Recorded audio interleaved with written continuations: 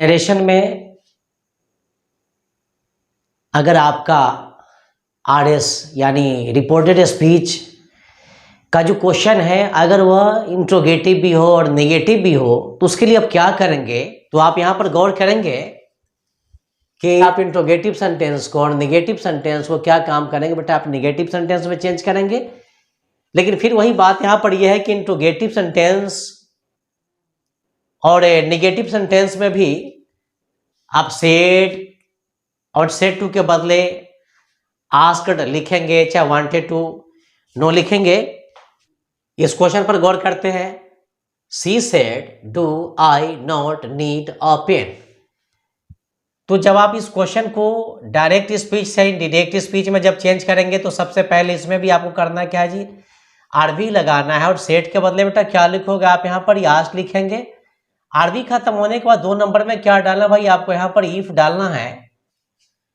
अब मेरा question do से लेकर के पेन तक बच गया, और ये जो क्वेश्चन है ये इंट्रोगेटिव भी है और नेगेटिव भी है। तो बेटा जब क्वेश्चन डायरेक्ट स्पीच से इनडायरेक्ट स्पीच में जब जाएगा तो ऐसे परिस्थिति में इंट्रोगेटिव सेंटेंस और नेगेटिव सेंटेंस को आप नेगेटिव में चेंज करेंगे। और नेगेटिव सेंटेंस में आपको सबसे पहले काम किसका करना है भाई, सब्जेक्ट का। तो मेरे क्वेश्चन में मेरा सब्जेक्ट आई है और यहाँ पर आई क्या, फर्स्ट पर्सन, और फर्स्ट पर्सन आरवी का सब्जेक्ट अनुसार चेंज किया जाएगा।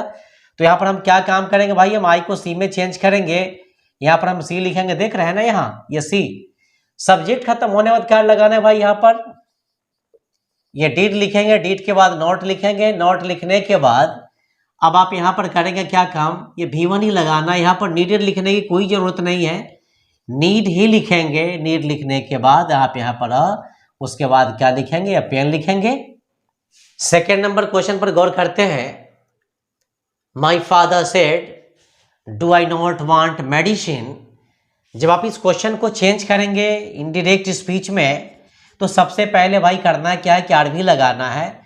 तो इस क्वेश्चन में मेरा ये आरवी 3 वर्ड का है, माई 1, फादर 2, सेड 3। अब यहाँ पर करना क्या है कि भाई सबसे पहले माई फादर लिखेंगे और सेड के बदले बेटा यहाँ पर तुम आस्क्ड को लिख लेना। आरवी के बाद 2 नंबर में क्या लिखेंगे, इफ लिखेंगे।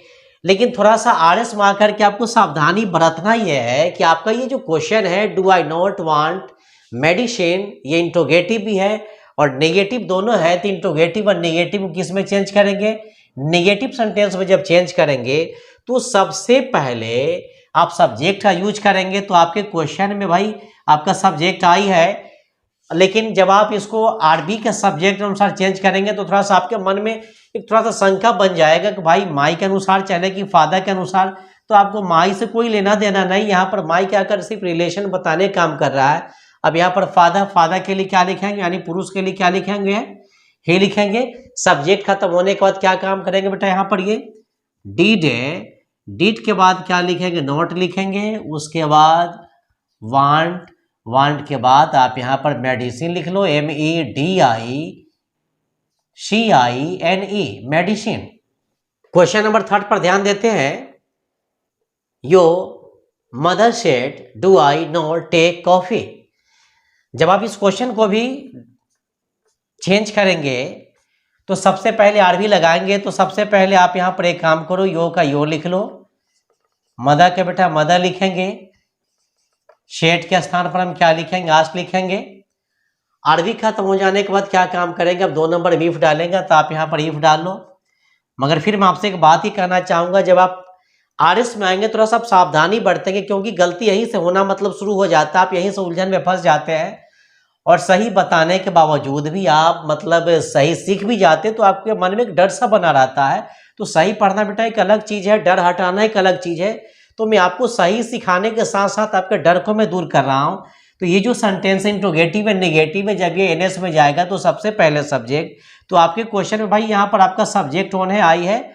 और यहाँ पर आई को किसके अनुसार ले चलेंगे, मदर के अनुसार। आप यहाँ पर या किसी स्त्रीलिंग के लिए क्या लिखेंगे, से लिखेंगे। अब सब्जेक्ट बात करना क्या है, डिड नॉट लगाना है। तो आप ये क्या काम करेंगे, डिड लिखेंगे, डिड के बाद नॉट लिखेंगे।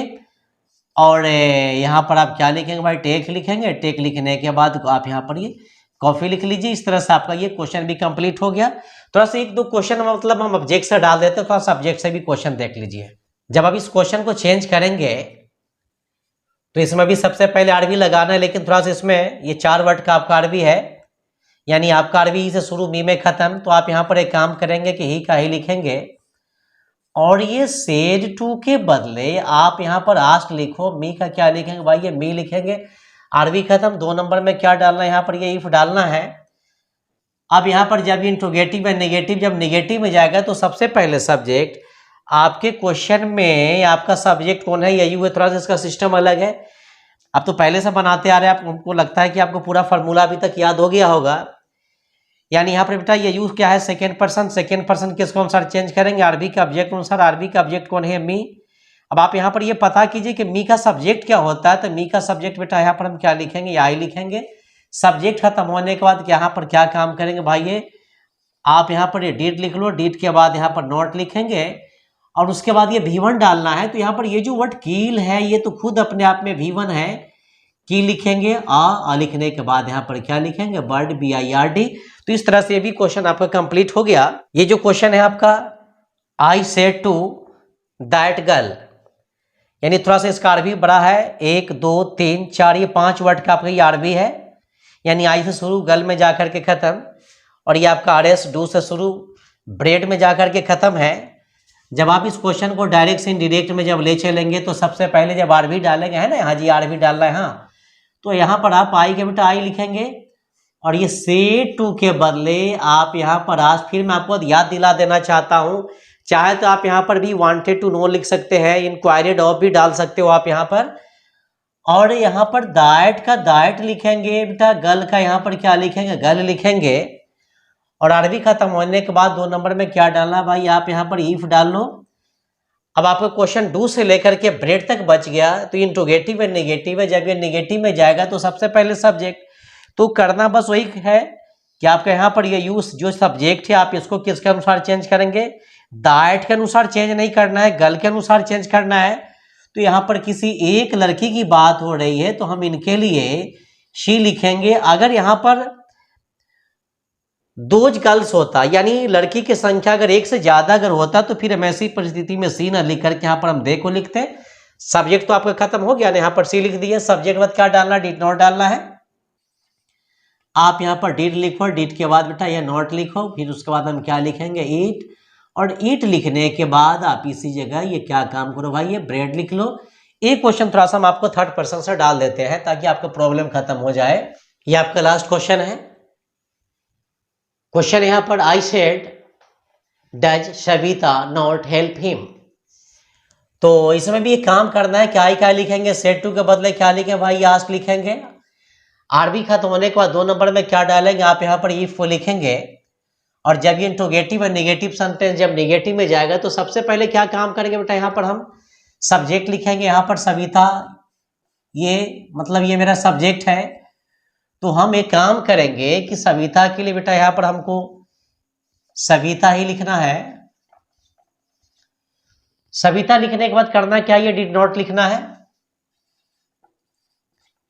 और डिड नॉट लिखने के बाद ये V1 डालना है। तो जहां तक बात यहाँ पर हेल्प की हो रही है, ये तो खुद अपने आप में V1 है, तो यहाँ पर हम हेल्प का हेल्प ही लिखेंगे। उसके बाद हम एक काम करेंगे, यहाँ पर हम हिम लिखेंगे। और ये बनाना क्या हो जाएगा, सही हो जाएगा अगर मेरे कोई विद्यार्थी जी इस क्वेश्चन को अगर इस टाइप से बनाते। थोड़ा सा देख लीजिए, हम फिर ही कर रहे हैं आपको। अब हम आई आस्क्ड इफ, अब यहां पर सविता के लिए यहां पर हम सी डाल देते हैं। और ये डीड है नॉट, नॉट के बाद ये हेल्प, और हेल्प लिखने के बाद यहां पर हिम अगर लिख देते हैं तो इस टाइप से बनाना क्या होता है, ये गलत होता है। गलत इसलिए यहां पर हो रहा है क्योंकि सविता यहां पर क्या, ये थर्ड पर्सन है, और थर्ड पर्सन कभी चेंज नहीं होता। जब चेंज ही नहीं होता तो फिर यहां पर हमको सी लिखना कोई जरूरी नहीं है। अगर यहां पर ये जो आई है, यहाँ अगर यहाँ पर आई के जगह पर ये सविता होता और ये सविता के जगह पर क्या होता, आई होता, तो फिर हम ऐसी परिस्थिति में क्या काम करते, आई को सविता के अनुसार चेंज करके यहाँ पर हम क्या करते, सी लिखते, तो फिर ये सही होता। तो आप ऐसी गलती करने की कोशिश न करेंगे। तो आज के लिए इतना ही। आप मेरे वीडियो के साथ बने रहिए। अगर आप मेरे चैनल में अगर नए हैं तो आप मेरे चैनल को सब्सक्राइब करना ना भूलें। मेरा वीडियो देखने के लिए आप लोग को लॉट्स ऑफ थैंक्स।